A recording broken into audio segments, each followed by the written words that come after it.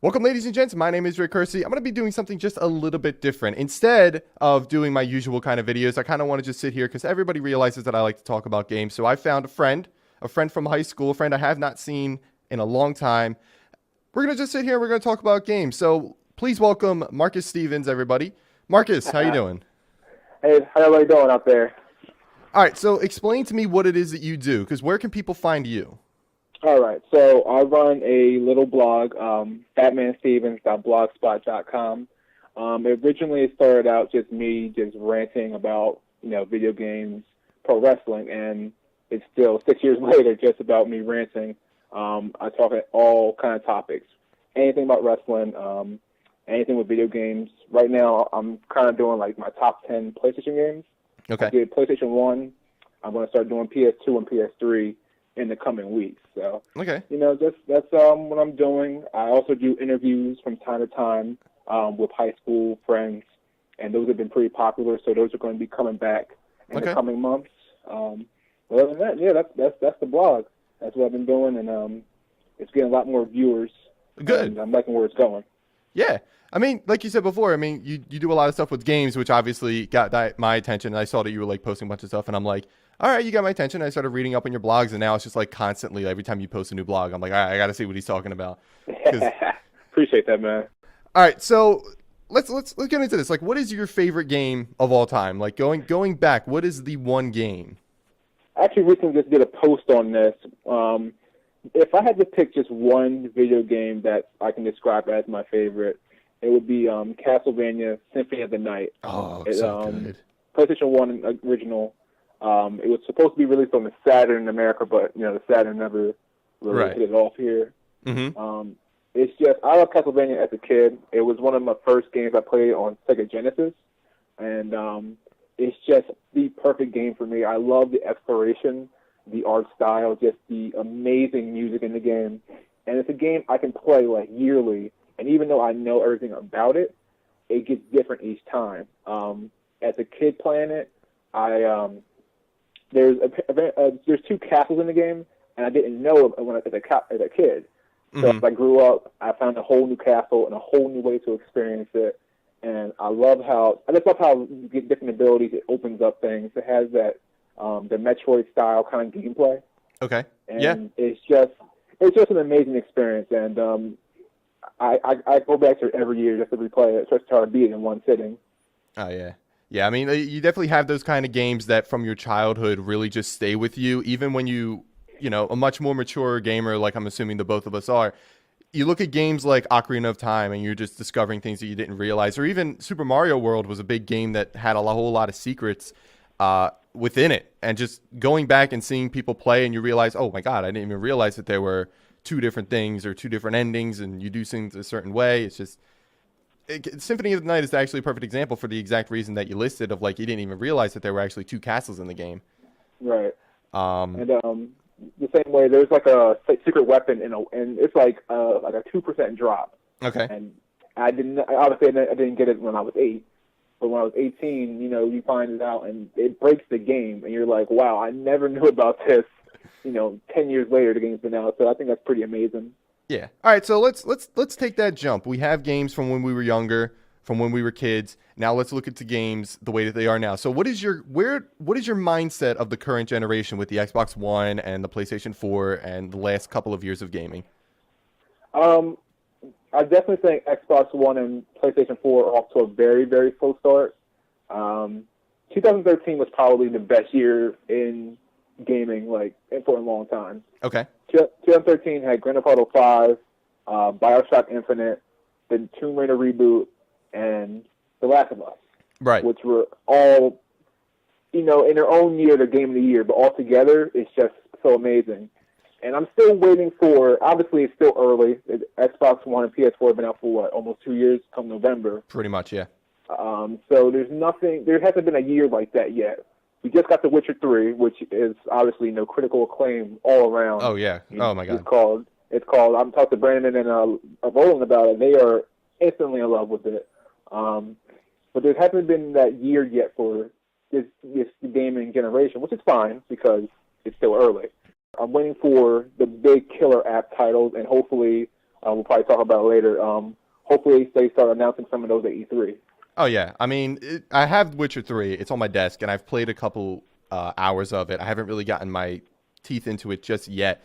But you're totally right. I totally agree. I think 2013 was such a good year for games because you get games like BioShock Infinite, The Last of Us, Grand Theft Auto 5. I mean, those are all like game of the year contenders if you're just going to include them. But even still, it's like the last hoorah of the last generation of games for the Xbox 360 and the PlayStation 3. It really demonstrated what those consoles were able to do. And, I did an interview for your blog, which I believe is going to be coming up, if not already pretty close to the release of this video. I kind of mentioned it in that interview where I thought, exactly like you said, this generation is still kind of young. It started in the fall of 2013. We are now in the summer of 2015. So it's, not even 2 years old yet. So you start looking at that and you're like, well, it looks very similar to the last generation of games.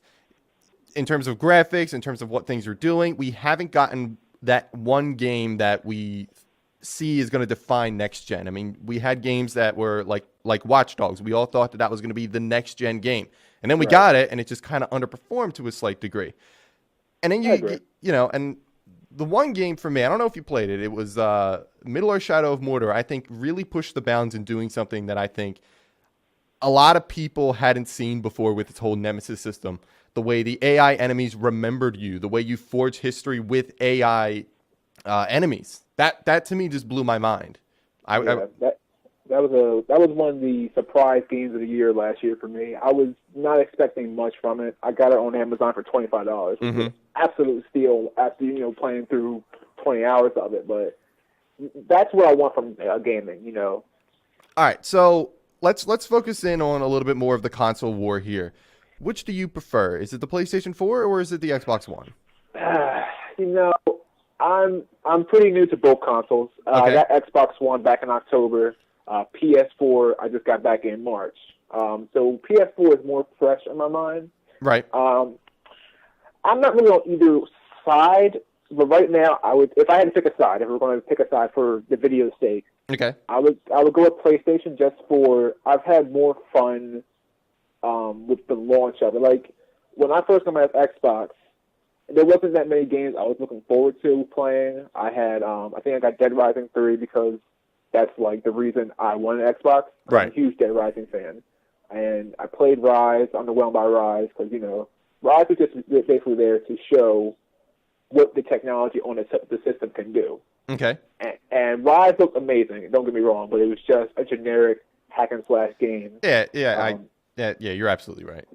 It could have been, you could have had that game on a 360, like, quite honestly. Yeah, I mean, it was good, it wasn't like a jaw dropper. Like graphically, It looked great, but graphics to me, and I've said this multiple times in multiple videos, the graphics aren't a big thing for me.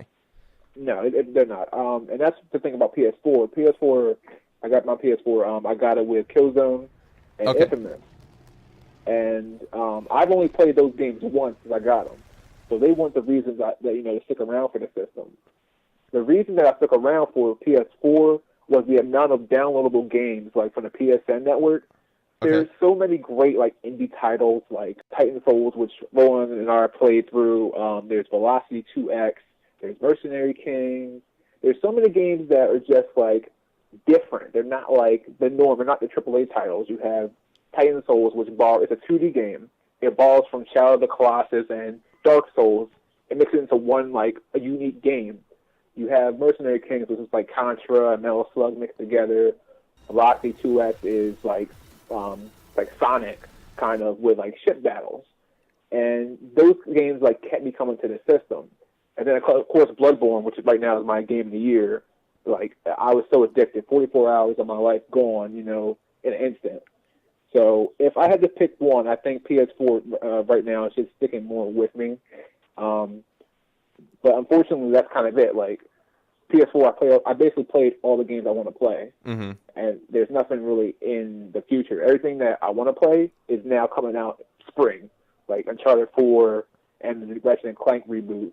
Right. So right. I'm really waiting for E3 for them to show, like, hey, we got, hopefully a God of War game will come out or something that will tie me over until these big releases come out. Yeah, I mean, for Xbox fans, for me personally, I went with the Xbox One over the PlayStation 4 mainly because of the fact that I kind of liked a lot of the exclusives. I never really had a PlayStation 3, so when you said Uncharted or when you say God of War, none of those titles really mean anything to me. But when you say Halo, I can't miss out on Halo 5. When you say Gears of Right. War, I can't miss out on the next Gears of War. That's kind of why I went with the Xbox One. For the Xbox, what is the most fun you've had on the Xbox One? Definitely with Sunset Overdrive. Yes, that is the Oh correct my answer, my god. friend. That is the correct answer. That game was so fun. Like I'm a huge fan of, like I said, open world games. And also I like comedy in games. Right. They broke the fourth wall so many times in that. There was one mission where you saved this girl and she was like, I'm gonna look away now, and then randomly disappeared. Like sometimes a game does that. I just like how meta it was. I love how fun it was, and you can grind on everything. It was like Jet Set Radio, with like Grand Theft Auto. Like it was just an amazing game. I had so much fun. Easily my favorite Xbox One game right now.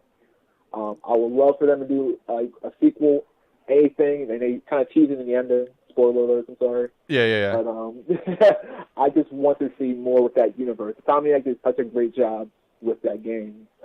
That's the most fun I've had with the system. Yeah, it was such a passion project where they just said, "All right, we're just going to make a fun video game." And I think they even said that in the game itself. They were just like, "This is a video game. We understand that." The game knew what it was. It wasn't going after a specific fan base. It was going after the gamers in general. It was making references, not just in video games. It was making nerd references, Game of Thrones references, and things like that. It was just appealing to such a. It knew what it was. The people that were playing the game, it was so good. It was so good the way it was executed. As far as a sequel goes, I would love to see a Sunset Overdrive 2. In honesty, I would like to see Insomniac Games do another passion project under a new IP. Just do something completely new. I mean, Right. I'm all about franchises and whatever was good, like give me the next Sunset Overdrive, but I like seeing new IP more than I enjoy seeing sequels to things. So how do you feel about like AI series, like Assassin's Creed? Assassin's Creed is a thing where we had it so many times that at this point I'm kind of burned out, especially after a lot of people, they got burned out after Assassin's Creed 3. I know a lot of friends that they stopped after Assassin's Creed 3. For me personally, Assassin's Creed Unity really just burned me out. I just that to me that was just a garbage game. It just didn't work. It was broken. It got better, but at launch it wasn't working. And it never got better between me starting the game and finishing the game. It was broken the entire time. And the story was boring. The character I thought was bland. The mechanics I thought were clunky. They didn't really improve all that much. But Assassin's Creed is a perfect example of why I would love to see Ubisoft embrace something a little bit different. And they have been. They've been doing stuff with the Division, which, no surprise, was delayed into 2017. They're doing Rainbow Six Siege, which, in all honesty, looks cool. But I feel like it's going to run the route of what Evolve has struggled with, what Titanfall has struggled with, what Destiny has struggled with, which is not having enough content for me to keep coming back. Right. What is the game that you were most looking forward to seeing at E3? Whether it's announced that it's going to be there or something that people are speculating is going to be there? Man, there's so many titles. Like, because I'm so excited that first of all, I'm excited that Square Enix and Bethesda are both getting their own press conferences. Yes. Because that means that there's an announcement coming. Because if they're having their own press conference, that's like an hour and a half talking. Mm-hmm. The kids can't focus on one game for an hour and a half. No, right. So that gets me so excited. So hopefully we get a Fallout 4. I posted this on Facebook. We want Fallout 4. It's a rumor. We all want it. Announce it. Yeah. I definitely think Fallout 4. Crackdown for Xbox One. Okay. I'm a huge open world, like, do what you want to do kind of thing. I love, like, Saints Row 3 and 4 because they're just so insane. And Crackdown, I would like to be just like that, with superhero powers, throwing cars again. So I'm looking forward to hopefully them showing actual gameplay for that, and maybe a release date for the fall months. Yeah. I think Crackdown would be number one. Okay, yeah. So I mean, if I don't get a Fallout 4, I'm going to allow everybody to riot at that point. Just go ahead, put a chair on fire. So I think I mean, I was actually really disappointed that we didn't get at least a teaser or some sort of hint at it last year. Right. I mean, for me personally, I'm a huge Mass Effect fan, so I'm really excited to get anything on the next Mass Effect game. Which again, Right. if we get nothing, put a chair on fire. EA, I think, has to. I'm going to do a whole E3 preview video down the road, but I really think EA as a whole definitely needs to do better than what they did last year. Was put the focus on a whole lot of sports. They definitely need to start talking more about Mass Effect. They obviously need to show something about Star Wars Battlefront. Oh yeah. They need to show more about these games that people are excited about rather than the sports games. I'm not saying people aren't interested in the sporting things. It's just gamers want to shoot things. Gamers want to Right. be given a great story. So I'm really excited about that. With that said, Marcus, give me one more time where people can find you. All right. Once again, that's www.fatmanstevens.blogspot.com. All right, man. Thank you so much for joining me. Thank you. All right, guys. Thank you guys so much for joining me. I will see you next time.